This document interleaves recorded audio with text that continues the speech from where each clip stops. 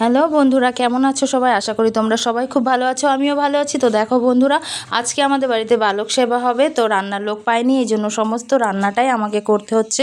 প্রথমবার এতগুলো মানুষের রান্না করছি বন্ধুরা, জানি না কেমন হবে। তো দেখো এখানে হচ্ছে এক সাইডে আমি খিচুড়ি রান্না করছি, এক সাইডে বেগুন ভাজা। তো আজকের মেনুতে আছে খিচুড়ি, বেগুন ভাজা, আলুর দম আর গুড়ের পায়েস। তো বন্ধুরা উনানেই রান্না করছি, অনেক বড় হাঁড়ি, উপর থেকে দেখাচ্ছি বলে বোঝা যাচ্ছে না।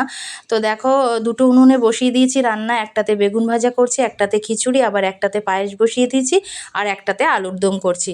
তো দেখো বন্ধুরা ধীরে ধীরে একা একা রান্না করছি এবং ক্যামেরায় মানে ইয়েটা তুলছি, ভিডিওটা। আসলে আমার ক্যামেরা ধরারও কেউ নেই, তো একটু অসুবিধা হচ্ছে, তবুও চেষ্টা করছি। এদিকে সবাই চলে আসবে, তাড়াতাড়ি রান্নাটাও সারতে হবে।